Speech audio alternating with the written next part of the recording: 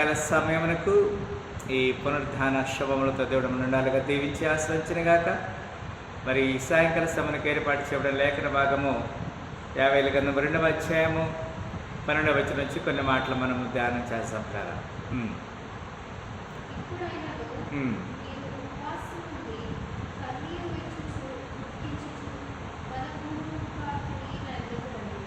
Right. ఈ సాయంకాల సమయంలో మరి ఈ పునరుద్ధాన శుభముల్లో దేవుడు మనతో కొన్ని లేఖన భాగాన్ని హెచ్చరిక చేస్తున్నాడు. ఉదయకాల సమయంలో కూడా ఈ వాక్యాన్ని మనము కొంత ధ్యానం చేశాం. దాంట్లో భాగంగానే ఇప్పుడు కూడా కొన్ని విషయాలు లేఖనాన్ని ధ్యానం చేయబోతున్నాం. ఇప్పుడైనా మీరు ఉపవాసం అండి, కన్నీరు విడిచి దుఃఖించు మనఃపూర్వకమ తిరిగి నా దగ్గరండి అని చెప్తున్నాడు. ఇదే యెహోవా వాక్కు. ఎందుకు ఈ మాట చెప్పాడంటే, ఇంతకుముందు మనం ఉపవాసములేమా ఉన్నాం. Again he will advise us to be fast and pray. కన్నీరు విడవాలి అని చెప్తున్నాడు. Let us pour out our tears. It is God's plan. God is very much with us. ఇంకొక మాట మనం చదువుతున్నాము ప్రియారా. ఇంకొక మాట ఏం చూస్తున్నామంటే చూడండి, ఇర్మియా గ్రంథము 4వ అధ్యాయము 1వ వచనంలో ఈ విధంగా వ్రాయబడినది. ఇర్మియా గ్రంథము 4వ అధ్యాయము 1వ వచనంలో, ఇదే యెహోవా వాక్కు. ఇశ్రాయేలు, నీవు తిరిగి రానుద్దేశించినడల నా యొద్దకే రావలెను. నీవు ఇటు అటు తిరుగుట మాని నీ హేకిరులను నా సన్నిధి నుండి తొలగించి అంటాడు. Everybody should come to his presence. ఆయన సన్నిధికి రావాలి, ఆయన ఉన్నాడని మనం నమ్మాలని కూడా ఇక్కడ లేఖనము స్పష్టంగా తెలియజేస్తుంది ప్రియులారా. అక్కడ ఇర్మియా గ్రంథం 29:12 కూడా ఈ విధంగా వ్రాయబడినది. ఇర్మియా గ్రంథము 29:12 ఈ విధంగా వ్రాయబడినది. మీరు నాకు మొరపెట్టుదురేని, మీరు నాకు ప్రార్థన చేయొచ్చు వద్దురేని నేను మీ మనవి ఆలకించనంటాడు. It is also very familiar. What does it mean? We should always seek his face and praise to the Lord. దేవుని గణపరచాలని దేవుడు ఇక్కడ తెలియజేస్తున్నాడు. అక్కడే 13వ వచనంలో కూడా ఈ విధంగా రాయబడింది. మీరు నన్ను వెతికిన ఎడల పూర్ణ మనసుతో నన్ను గూర్చి విచారణ చేయనెడల మీరు నన్ను కనుగొందురు అంటాడు. మనం మనఃపూర్వకముగా దేవుణ్ణి కనుగొనాలి, దేవుని వెతకాలి. దేవుడు మనకిచ్చేటువంటి ఈ ప్రణాళికని మనము అర్థం చేసుకోవాలి ప్రియులారా. విలాప వాక్యాలు 3వ అధ్యాయము 40వ వచనంలో ఈ విధంగా వ్రాయబడినది. విలాప వాక్యాలు 3వ అధ్యాయము 40వ వచనంలో ఈ విధంగా వ్రాయబడినది. ఇక్కడే మన మార్గములను పరిశోధించి తెలుసుకుని మనం యెహోవా తట్టు తిరుగుదాం అంటాడు. ఇది మీ తర్వాత ఈ విలాప వాక్యంలో మనం చూసినట్లయితే ప్రియులారా, మన మార్గములను పరిశోధించి తెలుసుకొని అనాలంటున్నాడు. మనం యెహోవా తట్టు తిరగాలని చెప్తున్నాడు. we must turn towards him. అది దేవుని నిర్ణయం కూడా పిల్లరా. దేవుడు మనకి అలాంటి ప్రణాళికని ఏర్పాటు చేశాడు. అక్కడే 41 కూడా చదవమ్మా. విలాప వాక్యములు 3వ అధ్యాయం 41వ వచనం. ఆకాశమందున్న దేవుని తట్టు మన హృదయమును మన చేతులను ఎత్తి కొందము అంటాడు. Is in the sky. We should raise our hands and our heart and our sight. మన తలను, మన హృదయమును, మన కళ్ళను ఆయన వైపు, అది కొండల తట్టు నా కన్నులు ఎత్తుచున్నానని చెప్తున్నాడు. 121 కీర్తన మాట మనం చూస్తాం. ఇక్కడ ఏమంటాడు? ఆకాశము తట్టు మన హృదయమును, మన హృదయాన్ని, we must raise our heart and also our hands, మన చేతులను ఎత్తుకోవాలి.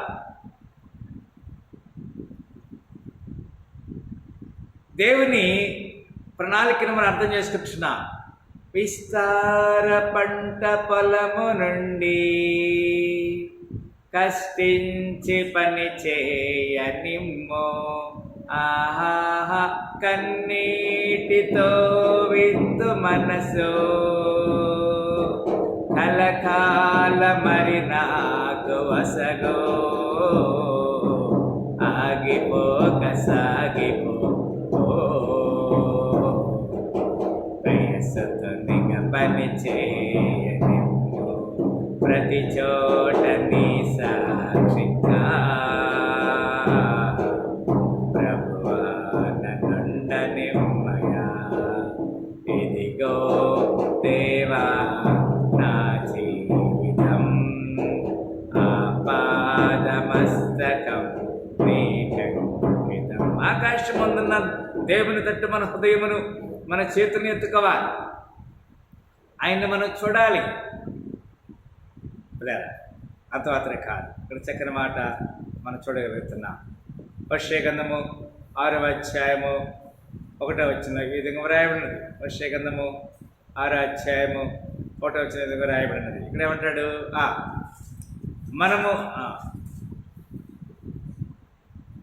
మనము యెహోవా యొద్దకు మరలుదము రండి, ఆయన మనలను చీల్చివేసెను, ఆయనే మనలను స్వస్థపరచును, ఆయన మనలను కొట్టును, ఆయనే మనలను బాగు చేయను. నిజముగా గాయాన్ని కలిగించేది ఆయనే, గాయాన్ని మానిపేది కూడా ఆయనే. పిల్లరా, యెహోవా తట్టు తిరగాలని చెప్తున్నాడు. దేవుని వైపు మనం తిరిగినట్లయితే ఆయన మన వైపు తిరుగుతాడు. He want to turn towards us.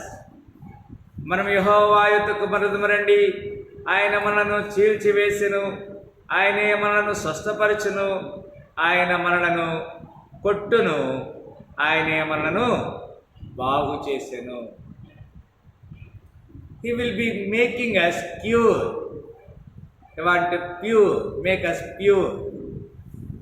ఆయన కొడతాడు, ఆయన మనల్ని లేవనెత్తుతాడనే మాటని ఇక్కడ చూడగలుగుతున్నాము. పిల్లరా, అక్కడే హోషేయ 12:6 కూడా ఈ విధంగా వ్రాయబడినది. 12వ అధ్యాయము 6వ వచనం ఈ విధంగా వ్రాయబడినది. ఏమంటున్నాడు? కాబట్టి నీవు నీ దేవుని తట్టు తిరగవలెను, కనికరమును న్యాయమును అనుసరించుచు ఎడతెగక నీ దేవుని యందు నమ్మిక ఉంచుమంటాడు. We must turn towards him. ఆయన వైపు తిరగాలి, ఆయన చెంత చేరాలి, ఆయన మందిరంలోకి మనం రావాలని దేవుడు కోరుకుంటున్నాడు. పిల్లరా, దేవుని సన్నిధిలో సంపూర్ణటువంటి సమాధానం ఉన్నది, శాంతి ఉన్నది, నెమ్మది ఉందని లేఖను తెలియజేస్తున్నాడు. హోషేయ గ్రంథం అక్కడే 14వ అధ్యాయము 1వ వచనం ఈ విధంగా వ్రాయబడినది. 14వ అధ్యాయం 1వ వచనంలో, ఇశ్రాయేలు నీ పాపము చేత నీవు కూలితివి గనుక, అది నీ పాపము చేత నీవు కూలితివి గనుక నీ దేవుని యెహోవా తట్టు తిరుగుమంటున్నాడు. We must turn, repent and confess our sins. We must confess and return to him. ఆయన వైపు తిరగాలని ఆయన కోరుకుంటున్నాడు. ప్రియులారా, జకర్యా గ్రంథం, దాని తర్వాత మనం చూస్తాం అక్కడే జకర్యా గ్రంథము 1వ అధ్యాయము 3వ వచనం ఈ విధంగా వ్రాయబడినది. జకర్యా గ్రంథము 1వ అధ్యాయము 3వ వచనం విధంగా రాయబడినది. కాబట్టి నీవు వారితో ఇట్లనుము, సైన్యములకు అధిపతి యెహోవా సెలవిచ్చినదేమనగా, మీరు నా తట్టు తిరిగిన ఎడలా నేను మీ తట్టు తిరుగుతా. ఇది ఎంత చక్కని మాట ప్రేరా. She is the creator of the universe. He is very much hinting us, you must turn towards me. నా వైపు తిరగమని చెప్తున్నాడు. మీరు నా వైపు తిరిగితే నేను మీ తట్టు తిరిగదును, సైన్యములకు అధిపతి యెహోవా సెలవిచ్చినాడు. ఇదే సైన్యములకు అధిపతి యెహోవా వాక్కులరా. మనం ఈ విషయాల్లో ఏమాత్రం we should not compromise, because God wants us to turn towards him. ఆయన వైపు తిరగాలని ఆయన కోరుకుంటున్నాడు. Nobody cannot escape for this reason. ఈ విషయంలో ఎవరు కూడా తప్పించుకోలేరనే మాటని మనం చూడగలుగుతున్నాం. అక్కడే 4వ వచనం కూడా చదువుతున్నాం. ఏమంటే 4వ వచనంలో మీరు మీ పితరుల వంటి వారై ఉండవద్దు. పూర్వీకులైన ప్రవక్తలు సైన్యములకు అధిపతి యెహోవా సెలవిచ్చినది ఏమనగా, మీ దుర్మార్గతను మీ దుష్క్రియలను మాని తిరుడని వారికి ప్రకటించుచునను వారు వినకపోయిరి, నా మాట ఆలపించకపోయిరి. ఇదే యెహోవా. లేదా ఎంత గొప్ప సాక్ష్యాన్ని దేవుడు మనకిస్తున్నాడు. నేను వాళ్ళకి చెప్పాను, I told them to turn towards me, but they are not hear. ప్రవక్తలను పంపించాను, దేవుని మాటకు లోబడాలని చెప్పాను, but they are not turn towards me. నా వైపు వారు తిరగట్లేదని చెప్తున్నాడు. మనం దేవుని వైపు తిరిగితే దేవుడు మన వైపు తిరుగుతాడు. when we turn towards him, God will definitely meet our needs. ఆయన వైపు తిరగాలి. అందుకే మొట్టమొదటిగా మనం చూసాం యావేలు 2:12 మనం చూసాం కదా. మొట్టమొదటిలో యావేలు గ్రంథము 2వ అధ్యాయం 12వ వచనంలో ఏమన్నాడు అక్కడ? యావేలు గ్రంథం 2:12లో ఇప్పుడైనను మీరు ఉపవాసం ఉండి కన్నీరు విడిచుచు దుఃఖించుచు మనఃపూర్వకంగా తిరిగి నా యొద్దకి రండి. It come to me, turn to me. నా వైపు తిరగండి, నా ఎదుకు రండి, కమాన్ టు మీ. దేవుడు మనకి ఎన్నో హెచ్చరికలు చేస్తున్నాడు. మన జీవితంలో సరి చేయబడటానికి, సరి చేసుకోవటానికి దేవుడు మనకి ఇచ్చినటువంటి ఈ కృపకి మనం పాత్రలు కావాలని నేను ప్రభు పేట కోరుచున్నా. మనల్ని మనము సరి చేయబడాలి కదండి. ఎప్పుడైనా మీరు ఉపవాసం అండి కన్నీరు విడిచుచు దుఃఖించుచు మనఃపూర్వకంగా తిరిగిన దగ్గరని నేను చెప్తున్నాను. ఈ దుఃఖించటము, కన్నీరు విడవటము, ప్రార్థన చేయటం అనేది దేవుని ఏర్పాట్లో ఒక భాగం. మనము సరి చేయబడాలి. ప్రభా, నన్ను అంగీకరించు, నా జీవితంలో నెమ్మది దయచి, నన్ను నీ రాజ్యానికి వారసులుగా నన్ను స్వీకరించు, నన్ను నీ కృపకి పాత్రగా ఉండటానికి నన్ను తీర్మానం చేయ ప్రభా అని మనం దేవుని దగ్గర మనం ప్రార్థన చేస్తాం. ఎప్పుడైతే మనం దేవుని వైపు తిరుగుతామో దేవుడు మన వైపు తిరుగుతాడు. ఆయన సన్నిధిని మనము విజ్ఞాపన చేస్తామో ఆయన మన ప్రార్థన ఆలకిస్తాడు. ఉపవాసం ఉండటం అనేది దేవుడు మనకి ఇచ్చేటువంటి ఒక వరం. చాలామంది తమ జీవితంలో ఉపవాసం ఉండి ఎన్నో మేలులు అద్భుతాలు పొందుకున్నారు. మనం కూడా మేలును పొందడానికి మనం దేవుని కొరకు మనం ఎదురు చూడాలని నేను ప్రభు పట్ల నేను కోరుచుంటున్నాను.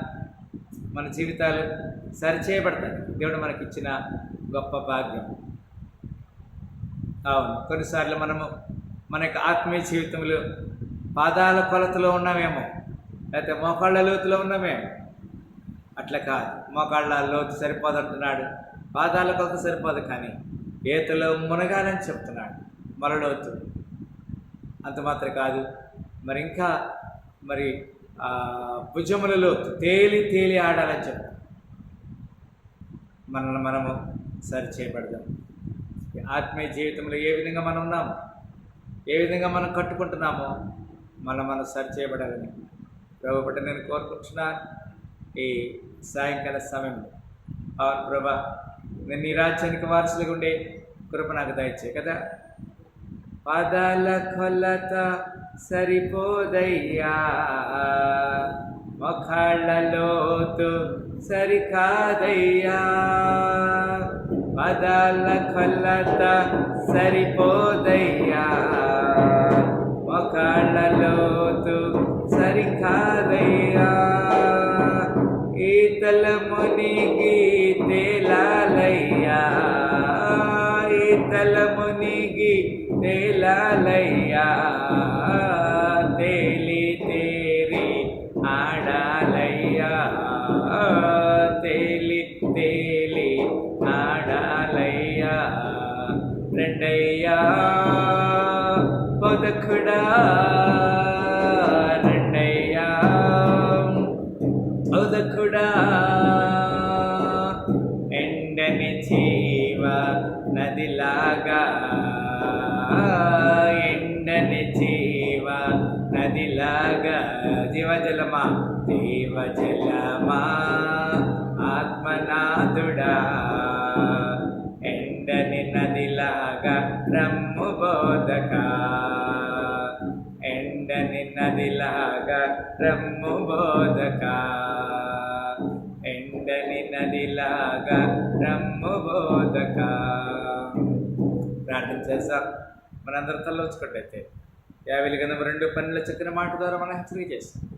ఎప్పుడైనా మీరు ఉపవాసం ఉండి కన్నీరు పిడిచు దుఃఖించు మనఃపూర్వకంగా తిరిగి నా దగ్గర నుంచి అవును ప్రభా, మేము ఇప్పటికి ఎప్పటికీ అయ్యా నీ సన్నిధిలో మనఃపూర్వకంగా నిన్ను వేడుకునేవారిగా, నీకు విజ్ఞాపన చేసేవారిగా, నీ వైపు తిరిగేవారిగా, ఇంతకుముందు చక్కని లేఖన భాగముల ద్వారా మీరు మమ్మల్ని హెచ్చరిక చేశారు. అలాంటి కృపకి పాత్రను సహాయించమని ఈ సాయంకాల శ్రమంతో నింపి సహాయించు. మనమే తగ్గించుకుని మీ నామం ఇచ్చిస్తూ యేసుక్రీస్తు వారి శ్రేష్ఠ నామములో మిక్కిలినంతో వేడుకను స్తుతించి ప్రార్థన చేసి అడుగుతున్నాము తండ్రి. మరొకసారి ఈ సాయంకాల శ్రమములతో దేవుడు మన నిండాలుగా దీవించి ఆశ్రయించినగాక, దేవుడు మనకు తన కృప దీవించి ఆశ్రయించినగాక, ఈ పునరుద్ధాన శ్రమములు అందరికీ కలుగునుగాక.